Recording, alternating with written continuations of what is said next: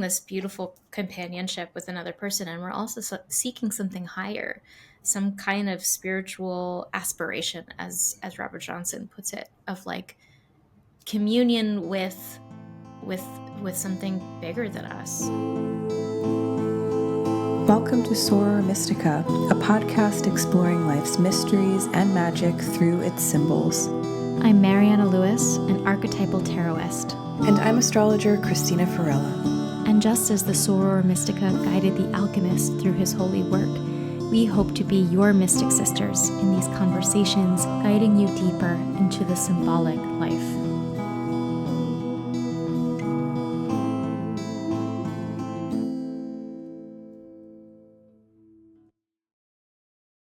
Hello, everyone, and welcome to our 44th episode of Soror Mystica. We're here today to talk about the symbol of lovers. We're kind of rolling up on Valentine's Day, which I always mercilessly am against. But as I've aged, I've decided that it's cute and it's fine and I can acknowledge it. So we're talking about this symbol today and we're going to explore all aspects of it and what it means to hold someone in that sort of cherished yet oppositional space. So looking forward to diving in. Hi, Mariana. How are you? I'm okay. I like your fluffy sweater. Thanks. I like it too. It's very fluffy. It's very February. It is. It is. If I was in fourth grade, my mom would dress me in this with like a bright pink or red turtleneck underneath. That's for very Valentine's 90s. Day. Yeah, that would totally be the look. Oh, that's so cute. Yeah. Great. So before we jump in, a couple of things. I have opened the doors to the School of Astrological Arcana, which is my signature 10-week class that teaches you really top to bottom everything that you need to know about reading natal charts. And I'll say this class is very, very immersive in my own perspective, which is influenced deeply by, as you might guess, mythology, fairy tale, and depth psychology. So thinking about not only how do we look at a chart and see ourselves in it, but how do we look at the chart, see ourselves, and then place our experiences in this sort of mythic tapestry? How do we find poetic detail in the chart that feels very particular to us? So we go through all of the building blocks of the chart, get into transit work, some techniques of interpretation. We conclude with a lesson on astrological magic. It's really, really rich. I give lots of supplemental reading. So if you listen to this podcast, you are probably a witchy nerd and you will be given some good reading materials, everything from the history of astrology to mythology work to depth psychological texts. And in addition to the 9 live lectures, we're going to have 3 astrology labs where people get together, and it's an informal space to practice reading charts and getting all of your deep questions answered. So there's a nice community component to this class. It's not just lectures and separation between the classes. It's very, very interwoven with every aspect that I can probably think to provide. I'm also offering two cool freebies. One of them is my archetypal astrology guidebook, which is like a 44-page PDF on really introducing you to the symbols of astrology from the planets, the signs, and the houses, so that you can start to build some vocabulary with like the magic of astrology. And then the second one is my 90-minute Myths from Underground seminar, which is all about the 8th house in astrology and underworld mythologies. So that offer expires on February 15th. So that is going to be next Saturday. And if you enroll with the code ASTROAA in all caps, you'll get $20 off and invited to all of those nice freebies. Great. It's amazing. That's a lot of good freebie stuff. It's like a immense value that you're getting out of this, getting that deal. So this is excellent. This class is always so phenomenal. So oh, thanks. Yeah, you were in the first one with me. I was. Yeah, I think when I first launched Archetypal Tarot School, I think you were in the first one with me too. We did the same thing, for each other, which was really cool. Yeah. So, excellent. Well, great. Do that. And what's next? Reading? What are we reading? Oh my God. Yeah. What are we reading? You go first. I am reading the Woman Warrior, Memoirs of a Girlhood Among Ghosts Hmm. by Maxine Hong Kingston, and it's a memoir of a young woman whose parents were Chinese immigrants, and her experience of like basically just like ghosts, just Wow. like being a daughter of an immigrant, but then also like how much her mother and everybody was influenced by these ghostly figures, and it's actually really spooky and cool. So I'm reading that and greatly enjoying it. And not reading anything intellectual, which has Hmm. been a change for me. I've just been kind of indulging in some fluffy stuff. Well, this is not that fluffy. It's actually quite beautiful, but fluffier stuff. Hmm. Yeah. Yeah, you read a lot of nonfiction, so Mm-hmm. it's good to mix in other Yeah. things when you can. Mm-hmm. Yeah. So what did you start reading last night? You said you started reading something for the first time in a long time. Oh, last night I actually read like a chunk of Michael's new poetry collection. Oh, well, that's So nice. that's what I've been working on. That's good. But I was talking about that because to everyone to explain, like as some of you probably know, I've just been like in chaos since Yeah. September when we moved from Well, Oregon. since before September. I mean, my whole life, but it's been like constant For most movement. of the summer has been pretty chaotic. Yep. Yeah. So yes, but now I finally am in my own home, Mm-hmm. and that is cool. Love my new apartment. Getting settled in. I don't even have most of my books, and I Mm-hmm. was telling Mariana that I just haven't been able to read like at all. I've just been a Yeah. You total just moved. organization robot. Mm-hmm. So reading a little bit has felt good, and I feel a little bit more like myself, Yeah. which is a good sign. So. Yeah. Yeah. We've been not on our normal schedule with the podcast because of all the stuff going on. Christina's moving. My cat has cancer. Hmm. So we've been dealing. He's okay, but we've been dealing with a lot of stuff. So hopefully, as the new year settles and we both settle and everything happens, and we'll get back into our normal role. Hmm. Yeah, Totally. yeah. Okay, so we're going to talk about the Yes, we or the are. beloved, or all things love, because it's Valentine's Day, and don't Because we we're all want to full be of in love? love. Yeah. Hmm.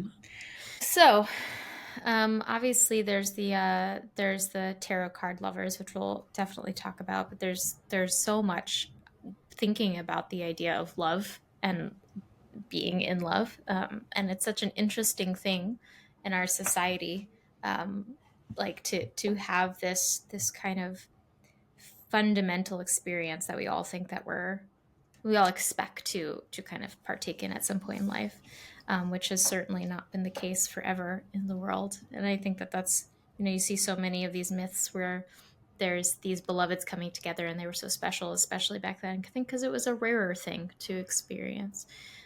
So I think that kind of exploring what it means symbolically or what it represents will be really interesting today, and to kind of take us out of the the like kind of contemporary mindset of like I'm owed this and it's just a thing, because there's real meaning in it, and there is something very special and rare about it. Hmm. Yeah. Yeah, I love that idea. And I think that, I mean, you're probably more expert in this than I am, but the idea of romantic love comes to us from the Middle Ages, right? That's kind of like when it was like Yes. really codified. Obviously, there's love Yeah. before then, but Its popularity came in the really in the beginning of the Middle Ages, but flourished with the troubadours, and the themes of courtly love. It became it was a very big trend. Which is funny. It's funny to say, but it really was. And I actually, a book that's really great to dig into this. I haven't read it all the way through. I've read just like a chapter or two from it. But Robert Johnson's We. Robert Johnson is a great Jungian. He has a trio of books called She, He, and We. And so he looks at feminine psychology, masculine psychology, and then the psychology of romantic love. And he says something, he has in his introduction a really beautiful thing that he starts with. It says romantic love is the single greatest energy system in the Western psyche. in our culture, it has supplanted religion as the arena in which men and women seek meaning, transcendence, wholeness, and ecstasy. And this is really kind of what we see with romantic love today, and was born in a very specific time period in the world, or like, not that it was originated there, of course, like forever, but like became a thing that we expect and that we're like actively seeking. Before that, being in love was like a rare blessing by the gods to have had that, kind of like Cupid, like literally Cupid shot you and you had the rare and extraordinary experience of falling in love. Mm-hmm. Not everyone got that. Yeah, that's really interesting.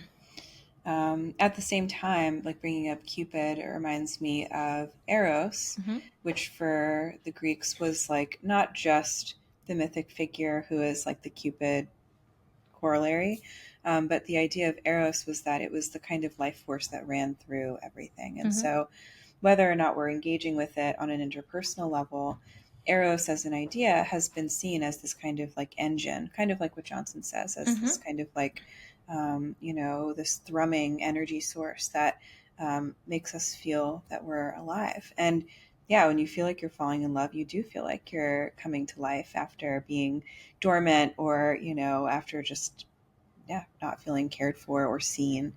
And I think that that is a really unique thing that happens with love and beholding the other.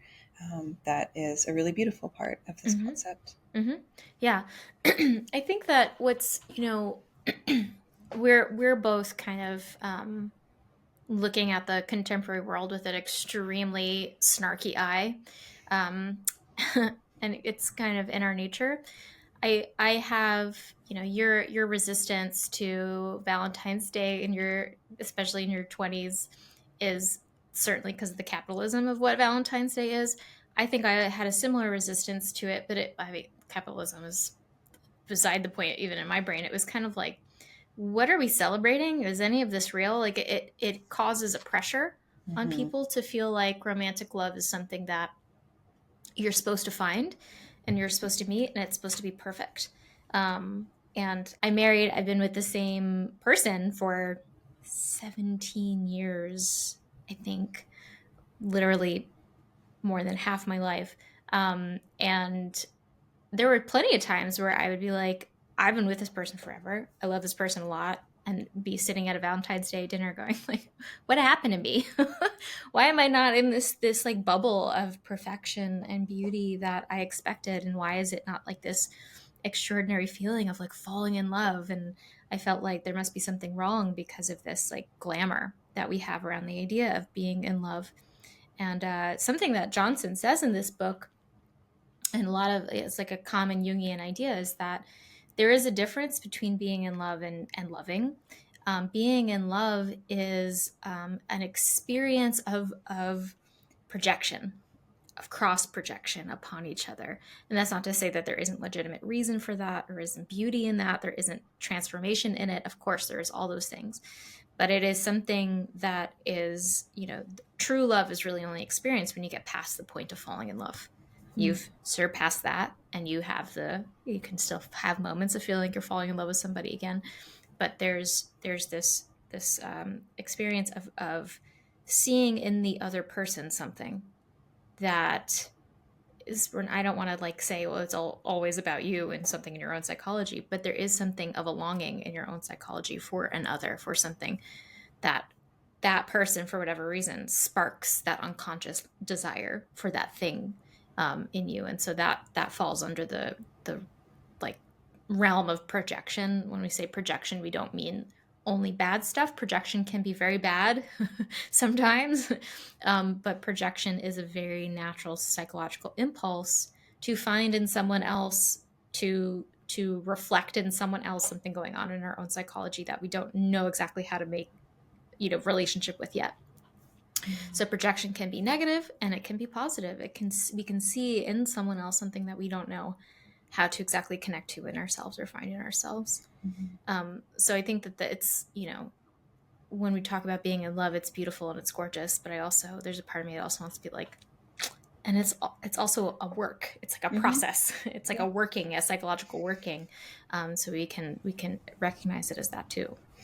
Yeah, I think that's very true. And, I'm like a stupidly, like weirdly idealistic romantic You are a person. romantic, even though you hate Valentine's Day, which is very cute. That's why I have to hate it, because it's a lie. It's a lie. Anyway, every day should be Valentine. I bristle at the idea that there's like one day a year that you have to treat your partner well and get them like horrible chocolate and give them a rose for no reason. It's just like, do you know the person that you love?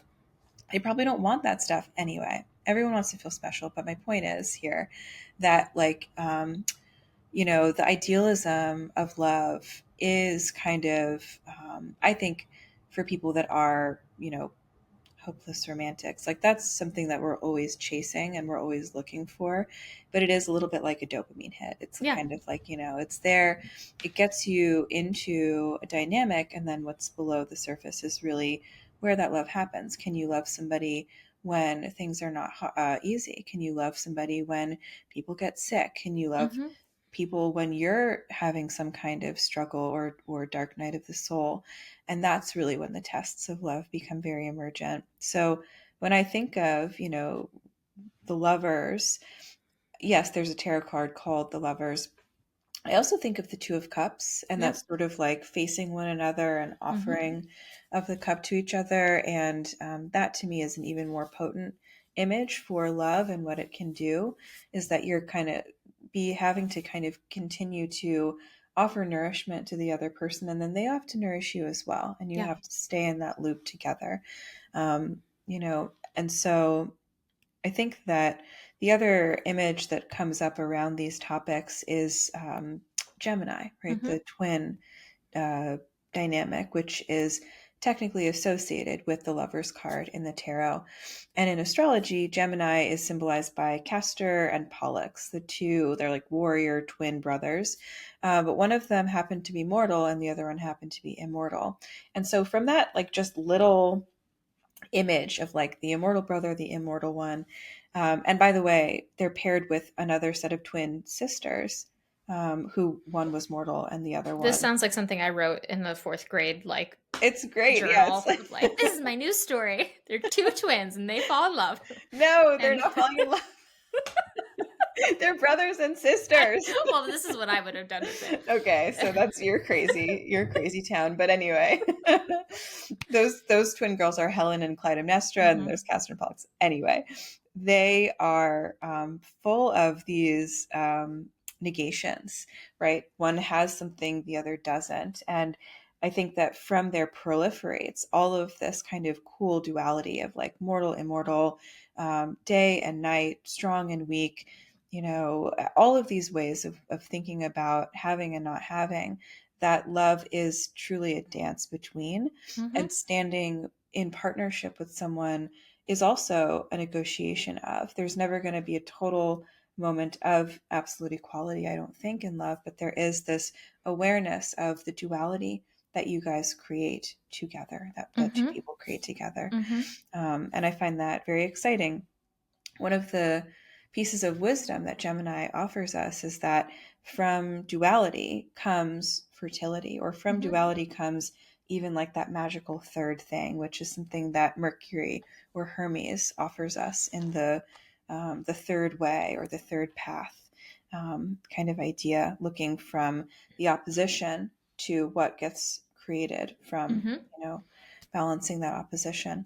So, all of this to say, I think that in love, we have this idea of romantic love and like the paper heart, the Mm-hmm. Valentine, whatever, the thoughtful gesture. But then, what does it look like when you're really in it with someone and you're looking to continue to nourish each other and grow, despite, people's lacking of something, or despite this overabundance of energy on one side of the equation? So, this is something to keep in mind, I would Mm-hmm. say. Yeah, it's really great, and it like goes right in with the Lover's card in the tarot, because I think that this is one of the most like, I actually don't have a very strong relationship with the Lover's card, and this is something I always say to my students is like, reading the tarot is about the relationships you cultivate with these individual cards, how you experience them, how you live them. The Lover's card is one of those ones that I've always felt like, yeah, sure, like I get it intellectually. I don't know if I've fully tapped into it on that feeling level or on that deep. I'm wearing the Lover's card necklace today that I got from Satya Jewelry, but um, I've sought that card often in my life, and and I certainly have felt like I've been in love. It's not it's not that I'm missing that experience. I think that we, with the Lover's card, we tend to like really fixate on the fact that like the lovers means that we're in love.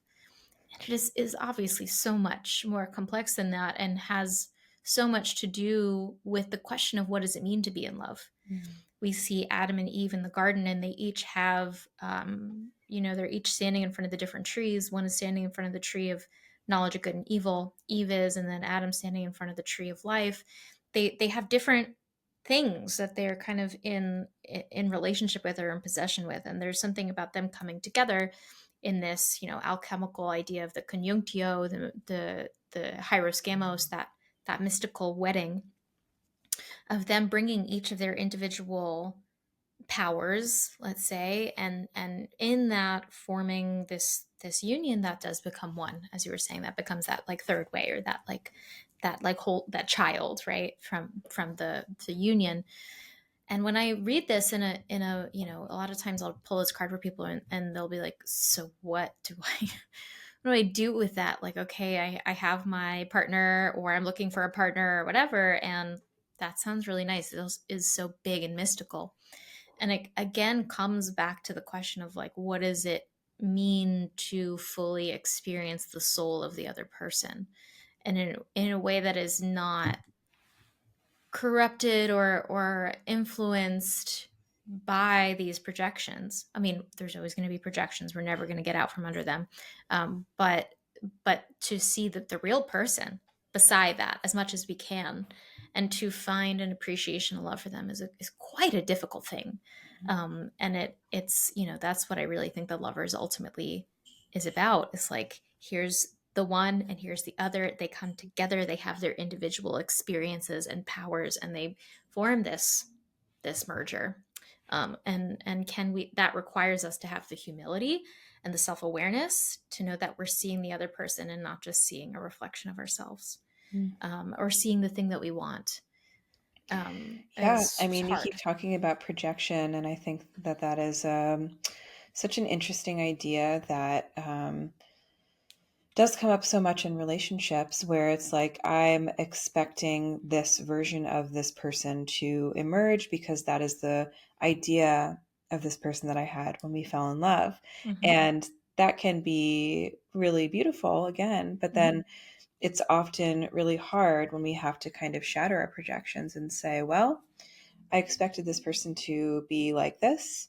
They're actually more like this. And Mm-hmm. how do I really parse that difference? And I think that that is where the work of relationships really becomes challenging and can turn people off or turn people Mm-hmm. away from having to go deeper. And, a lot of people that I speak to who are like on the apps and stuff will say Mm-hmm. that nobody really wants to do that. And that is really, really hurtful, right? There's kind of this superficial sense of relationships, but Yeah. to be behold the lover or the other is to be able to see and appreciate things about them that, are both real and imagined, I would Mm-hmm. say.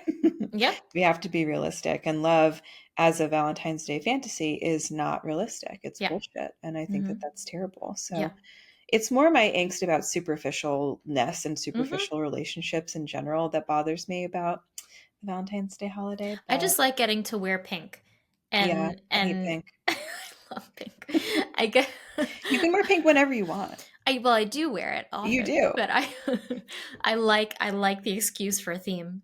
I am a sucker for a theme. I think that Mhm. that's like my Venus and Capricorn kind of sensibility of like, can I be on theme correctly? Mhm. I will do it. My Venus in Scorpio hates a theme. I will not be doing a theme. I will not be showing up I if love there it. is a theme. And if you expect me to do the theme, I will pout. I will be really mean. So I have heart nails already. I'm gonna probably do another variation of my heart nails. I love it. it's funny. But I think, thinking about the Lover's card, one of the myths that I talk a lot about this idea is, just as you were saying, with projection of seeing the real person, um, is uh is Eros and Psyche. Yeah. Eros, we've already been talking about, And in the myth of Eros and Psyche, Psyche is a gorgeous princess, most beautiful woman ever. And she's She so, threatened Aphrodite with her yeah, beauty. exactly. She, even That's her whole Aphrodite's problem. like, oh Too my pretty. goodness, too pretty. No one likes the pretty girl. And so she is sentenced basically to be like given to like the Oracle of Delphi. Is like she has to go here and be married to this beast. Is essentially what happens. And so she's brought to this mountain, and she's married to this monster, and the monster is invisible to her. She can't see it, and she lives in his invisible palace. And her sisters come to visit her at some point, and they're like, so what's going on? Is he a monster or what? And she's like, actually, I've never seen him. I don't know, but he's quite nice to me. I like him. I think I'm in love with him. And they're like, well, you got to look at his face. You have to, what if he really is a monster? And Psyche's like, no, the rule is that I don't. The rule is that I don't see him. And they're like, you got to. And so they give her an oil lamp to hold over his face to see his face. And she's so in love with him already at this point. And she knows that it's wrong to look, but of course she looks, and when she does, a bit of oil drops on his face, and he wakes up and he says, oh, you've ruined everything. The rule was that you weren't supposed to see my face. By the way, this was a plot between him and his mother, Aphrodite, to like screw with her. But he also fell in love with her and liked her and, felt bad for her and everything. And so she sees him, and she sees, of course, he's not a monster. He's the god Eros. He's the most beautiful man ever. And then he immediately runs away from her and flees because she's broken the agreement. And then she has all these trials, these really incredible trials, an amazing heroine's journey to basically satisfy Aphrodite and do the things that she needs to do to be able to see her beloved again. And I see this myth as such an extraordinary example of what it is to really look through the projection, because she has a projection on him. He's invisible to her. She can't really see him. He was not the monster, he's the beloved. And she projects onto him this incredible beloved, this thing that she does not need to see his real face. And then she looks, and yes, he is beautiful, and yes, he is the thing that she wants most of all, but now she has seen him. Now she has to go off in search of him. She has to willfully make herself ready for this connection and go through these trials for herself. And there's a lot of ways to read that myth, but in terms of that lover's card and this work of claiming the lover for ourselves and really looking at the lover, I think it's a beautiful metaphor for that process of developing discernment and developing courage and developing, the ability to humble yourself and seek this real person. And then in the end, she does everything so well, and she gets a lot of help from mysterious creatures and such. And then she becomes a goddess herself, and so she's able to meet him where he is, and they're Mm-hmm. both raised to this highest state of like perfection together. And I think that can be like, that's the goal really for all of us, is to like, yes, we fall in love with the shadow, the mystery person, the thing that is who's really there, and then we have to look at the real person, and that person might be complicated have a lot of stuff that we have to face, and then have to face a lot within ourselves to see them fully and be seen fully, be willing to be seen fully, and then that's when real love is experienced. Yeah. It's a really cool story. I highly recommend reading that story and kind of looking at it through that lens. Yeah. The best place to get it to is in the novel by Apuleius Mm-hmm. called The Golden Ass. That's Mm-hmm. like the only extant, like original Mm-hmm. version of that story that we have. Of course, it shows up in other Mm-hmm. books, mythology books and stuff, but that's where to get it. And then Yeah. Marie Louise von Franz has a really good book on the Golden Ass, and Mm-hmm. she um, does a fantastic job of engaging with that myth. Actually, she's a little bit mean Oh, about she's so Psyche, mean. Yeah, no, but she's the a other cranky old German bitch. Yeah, no. the other symbols of the story are very interesting. Yeah. But I got a lot out of that chapter, besides being like, okay, Marie Louise, you're a little bit jealous maybe of Psyche. You're a little bit mad about the maiden, but anyway, it's good analysis, Mm-hmm. good depth psychology And then I think analysis. it's who, Edinger, who has Amor and Psyche, or is that Yes. Neumann?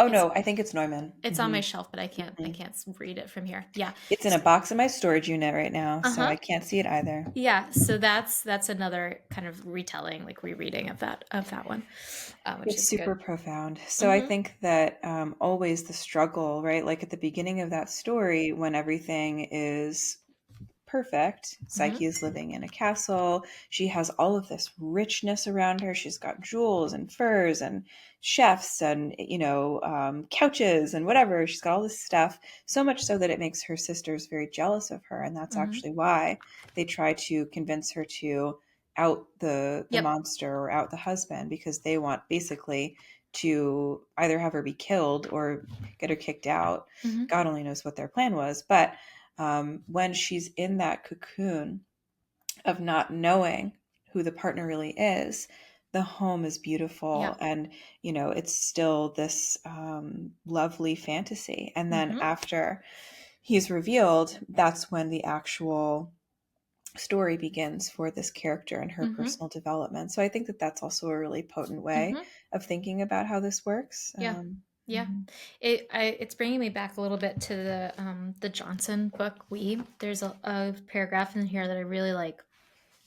And when we think about what we're trying, like we're kind of taking a step back in this like this thought process a little bit. Like when we're in love, this is sort of what we're doing. We're doing this work of discerning and differentiating between the lover, the other, and ourselves. But there's also this great call to love. And he does a really Johnson does a really good job of kind of trying to understand what that's about. What is that call to love about? And he says that when we are in love, we believe we have found the ultimate meaning of life, revealed in another human being. We feel we are finally completed, that we have found the missing parts of ourselves. Life suddenly seems to have a wholeness, a superhuman intensity that lifts us high above the ordinary plane of existence. For us, these are the sure signs of true love. And I think that this is, it's very interesting that what he basically is saying in this book. I think later he has this. Um, he says that the reality that hides in romantic love is the fact of spiritual aspiration, the truth that the Western man unconsciously and involuntarily seeks in romantic love is the inner truth of his own soul. Mhm. And so there's this kind of like this conflation of these ideas in contemporary society of this spiritual work of wholeness, and this feeling of being completed, of being having another person do the work of completion for you, just by the fact that you find them and that you meet them, and that you have some kind of union. And I think that I don't want to be too much of a cynic and say that doesn't happen. I think that I've I got really mad at my husband the other day because I said to him, I don't know if I believe in past lives, but I toy with the idea sometimes and it's interesting to me. And I said to him, do you think that we had past lives together? Because I'm thinking, like, obviously, if like there's no question. We've been together so long, we love each other so much. Of course the answer is yes. He was like, I don't think so. Oh my God. I was so mad. Oh no. It's like, you don't feel like you've known me forever. And he's like, well, I mean, how would we have been together in a past life? We probably would have been in totally different places in the planet. I'm like, you don't get it. It's not the Where's same. your romance? He's not playing the game. He You doesn't play were the you were game. playing a game. He was not playing the game. It's It's not. okay. The answer is yes, and that's how you play the game. That's correct. Um, but there's this feeling of like looking for this other person to feel like we're together now. Something is complete. Like something fundamentally, spiritually, psychologically feels completed by the fact that we are standing side by side. And that is in and of itself, a very potent psychological experience. There is something symbolic in wholeness in that thing. Like we're kind of like replicating this Hyros Gamos image for ourselves, of feeling like now we are whole. We have had this mysterious conjunction, the conjunctio, right, together. And I think this is where a lot of people, like why young people should never get married, speaking from someone who's married at 25, because then we wake up one day and we're like, oh, it was a symbol, right? And the symbol is not complete. Like in reality, it is a symbol for this thing that we seek. And sometimes it helps us along that journey. But of course, it's so much of the work of completion is an interior work, if like 98% of it ultimately.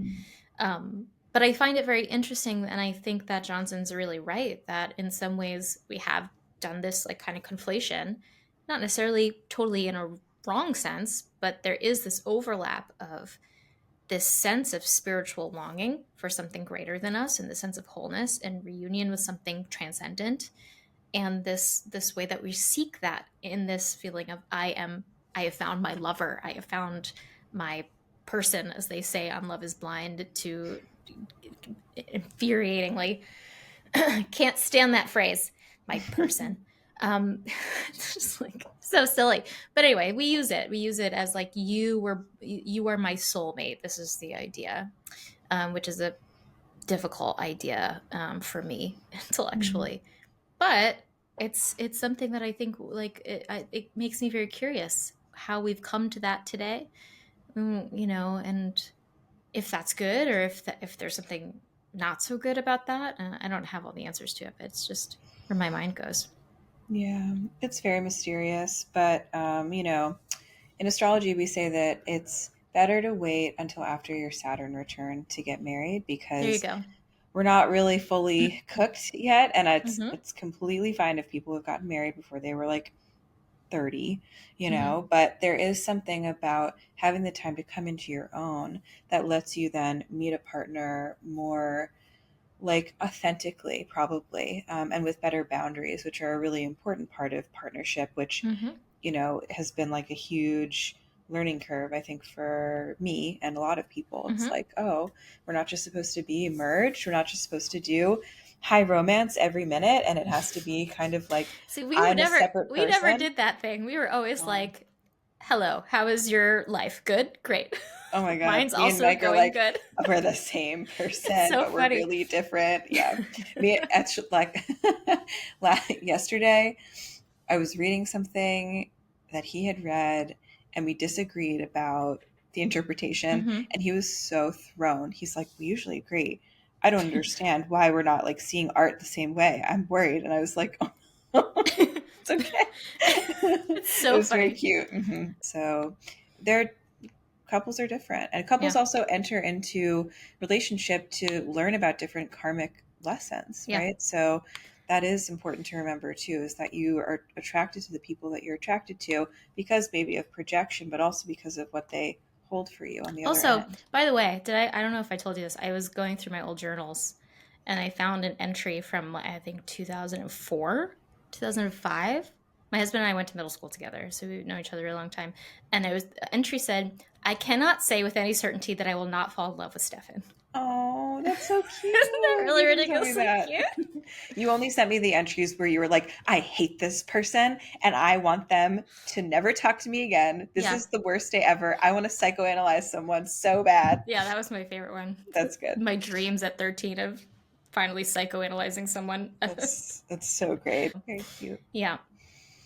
Awesome. Well, I think that, I think that we have explored this really well, and I hope that we've kind of given people some interesting things to think about when it comes to love, its origins, and then what the heck we're supposed to do with it. So, Yeah, and yeah. I think that considering this idea of how love in some way is representative, this idea or the way that we think about love is representative of this higher calling for Mhm. something spiritual. And maybe just being a little bit more conscientious about understanding that this is also what we're seeking. We're Mhm. seeking this beautiful companionship with another person, and we're also seeking something higher, some kind of spiritual aspiration, as Robert Johnson puts it, of like communion with something bigger than us, which is and not like forcing that into a single person and getting trapped in that, because that's where we end up getting trapped, is that when the person isn't just a person on that journey, or a psychopomp on that journey, or a stage for us to to find this sense of wholeness, but is the wholeness themselves. And I think that that's where we get a little trapped with the symbol of what the lover ends up being for us. And today. That being said, just freaking be in love too, and relish in the symbol. Just relish in the metaphor. Let the metaphor live through you. And I think that we don't do that nearly enough in our world, where we know that it's a symbol, and yet we can just fully let the symbol wash all over us and be present with it, and not need to like strangle it for meaning or for reality or for to make it concrete. Just let the symbol be the symbol, um, and let love be everywhere when it wants to be, without it needing to be permanent all the time, or to not. It has a life of its own too. Beautiful. Cool. All right, off to a dream. If you're enjoying this podcast, we encourage you to leave a review or learn more about how you can support us on Mighty Networks, where you can get access to some exciting exclusive offerings. Or you can connect with us by sharing a symbolic experience, whether from a dream or synchronicity, for us to explore on the show. Thank you to today's sharer, and please tell us your symbolic experience or connect with us on our website, sorormysticapodcast.com. Are you a small business looking to reach a targeted audience of people interested in all things esoteric? If this sounds like you, Soror Mystica would love to invite you to become an ad partner. We offer a highly tailored audience of mindful, curious, depth-seeking listeners, and we would be delighted to showcase your business and offerings to new hearts and new minds. Simply fill out an advertiser application form at our website, linked in the show notes below, or navigate to sorormysticapodcast.com/advertise with us. So this dream is about Hecate's hounds. So our sharer says, what keeps appearing for me are two wild animals that are either trying to get in or I'm trying to get them out of my childhood home. In the first, they were two wolves or wild dogs that I was trying hard but failing to lock them out of the house. I woke up that morning with Hecate's name on my lips. In another, my mother had accidentally let in two cheetahs, or big cats, and I was trying to lead them out. In both dreams, I was concerned about keeping the animals away from a group of children I was hosting as a part of an event or camp. So that's the person's dream. So what do you think about that? Where do you go? Well, Hekate in general is the symbol of the crone at the crossroads, and she is massively important as a kind of guide into the psyche. We associate her with the phase of the moon that we call the balsamic phase. It's right before the new moon, when the crescent is extremely, extremely thin. And so she's associated with waning, darkness, nighttime, and she has dogs. Those are her creatures, right? So dogs, snakes, owls, kind of, again, nocturnal Nighttime creatures. Yeah. And so her presence here feels very magical. And I wonder, just very simply, if this person has a practice with Hekate, or if Hekate is showing up because she wants to be spoken to and wants to be engaged in their own practice. So that's where my brain goes first.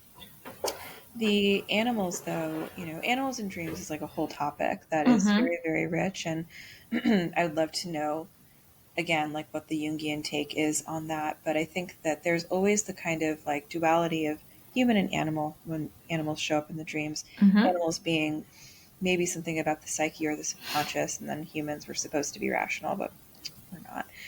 But that's the split. And so again, like, what is the threat of the subconscious material on something that's vulnerable, trying to keep these creatures away from children at the end of the dream? And so there's a sense of, like, yes, vulnerability, maybe lack of safety, worry, anxiety, that comes through. And, that's kind of like my first stab at what's going on here.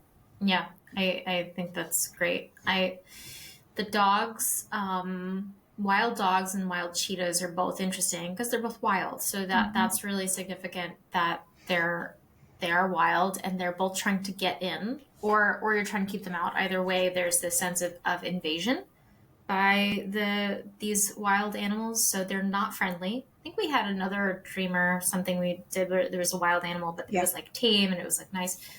This is different. So we're talking about something that feels like it's threatening to the ego or threatening to the dreamer. Animals, as you said, it's like a really big topic in dreams. It could be a lot of different things.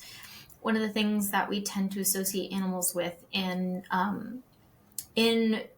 the psyche is the experience of instinct, which can look a lot of different ways. It can be, we're not talking about like intuitive instinct of like, oh, my gut tells me this. We're talking about like these more base instincts, instinct of fear, instinct of lust, instinct of greed, instinct of panic. All of these.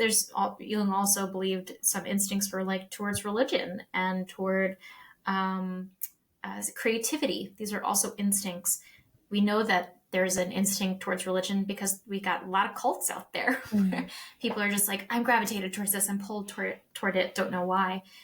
So it's when these instincts take over the sort of control of the ego that we get into some trouble. This is something that the strength card, I talk about with the strength card sometimes, of like taming it rather than trying to like beat it up and dominate it. It's like never really going to work. So sometimes that's what comes up when we're talking about like these wild animals that are like overcoming the person in some way. We can think of it as instinct. I had a dream years ago, I don't know if I ever told you this one, where I was in an apartment with my sister, but it wasn't my sister. It was a woman who was supposed to be my sister. And we had been trapped in this apartment for something like 25 years and never left. And then a wolf broke in. And I had to cut its head off with an axe. Wow. Which I did in the dream, and it was extremely gruesome and horrible. But it, like, I knew in that dream when I woke up, I was like, that was a thing I just did. Like, something happened in my unconscious that was like, you have picked up the thing. It was scary. You don't want to kill the animal, blah, blah, but it has come in and it's threatening you. And you have you were the hero here and done the thing of like defeating the beast. And I actually felt that was the right thing to do, not like I had done something wrong. So I think that there is something too about finding this fortitude and this kind of strength against these invading forces that these animals can sometimes represent that feel like they're threatening our sense of control or stability. And then once the wolf was defeated in my dream, we were able to get out of the apartment, which was like part of the story. Yeah. So that's something that I, in terms of the animals, they're different animals, cheetahs versus wolves, but they both feel the same to me in that, they're these wild things. They're predators, right? Predators. They're connected to, they're also very beautiful animals. Generally, there's a lot of grace about them, and a lot of like numinosity about them. There's something very sacred feeling about them too. Yeah, absolutely. Yeah. I think of the giant wolves in Princess Mononoke. Those like wolf gods. So beautiful. I would say that it would be cool to take these animals into active imagination, or even the children into active imagination. That might be easier to do. So the dreamer has a note at the end that they've been working at a children's yoga, working as a children's yoga teacher for That's 10 so years. Cute. Yeah. So they have like relationships as some kind of guide for children, like in a real way. So there's a protective mechanism there to keep the children safe. But there's certainly like a duality here between this vicious thing attacking and something innocent that needs to be protected. And you're the medium between that. So you're in a defensive position between these two things. I totally agree. Active imagination would be great for this because I would want to know answers like, what place of power do you have here? How might the story shift? What if the creatures don't really want to attack the children? Do they really want to attack the children? Do they want to attack you? And like these are certain things that I think would be really interesting to continue to explore. And also the fact that you're in your childhood home again like points to the idea of like being a child and protecting something innocent inside of yourself. Yeah, there's this really interesting contrast of innocence and wisdom. And like the wisdom that is there between Hekate and the wild animals is kind of like raw nature. It's unbridled. It's not controllable. Hekate does not care about the norms or expectations of society. She's just Mm-hmm. there to kind of be a guardian of what is untamed within us. So there's something very interesting there about that sort of like domestication versus wildness as well. Mm-hmm. I would recommend maybe asking what Hecate would instruct you to do in this situation. Would she give you a tool to defend against these creatures? Do the creatures belong to her? Is she the one behind this kind of interruption, being like this dark mother archetype, sort of? Because these gods, they can be helpers, but they're also scary gods. They're gods. I think this is one of the things that we do a lot, which is kind of silly. It's that we're always like, well, this person, even though they're like this intense archetypal figure who is connected to a lot of good and a lot of bad, they're just my person and they're always going to protect me. It's like, yeah, sure, but also all these things have shadow sides that we also are sometimes they're dark things that are not like trying to harm us necessarily, but they come and teach us hard lessons sometimes, and sometimes they're influences that we have to kind of reconcile with and battle with a little bit. Even Hecate, as beautiful and amazing as she is a scary person. Scary presence sometimes. To be treated with respect, for sure. So is she there to help you? Is she there because she's trying to intrude? Is she the one behind the intrusion? These are questions I think also could be useful and pulling into that active imagination, because these animals certainly seem to belong to her in some way, because we associate them with her. But is she trying to give you tools to fight against them or protect something innocent, or is she pushing them upon you to confront something? So the different way of kind of thinking about what the dream might be pointing to. Totally. Yeah. Great. Okay, so I think we did a good job. So everybody enjoy their Valentine's Day. Or don't. Or have a Galentine's Day. Good Lord. Go take Christina's class if you're trying to do astrological stuff and ground yourself in that. This is a time of insanity, and any tool we have at our disposal is a tool we should be using and learning more about at this time in the world. So take advantage of it. Yep. Thanks. I hope I see you guys there. Great. Okay, everybody. Take care. Okay, bye.